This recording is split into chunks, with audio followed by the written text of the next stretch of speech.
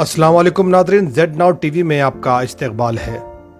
Telangana state वक्फ board रुकन अलहाज मौलवी Waheed Ahmad advocate के हमरा जनाब मोहम्मद अकबर हुसैन सदर नशीन इखलाती मालाती कारपोरेशन AA के अमीन मोहम्मद आमिर, मोहम्मद गौस, मोहम्मद अजमत उल्लाह और दीगर के साथ नई मेयर मिस जी विजय लक्ष्मी और डिप्टी मेयर मिस श्रीलता से टैंगबॉन्ड बलदिया के दफ्तर पहुंचकर मुबारकबाद पेश की।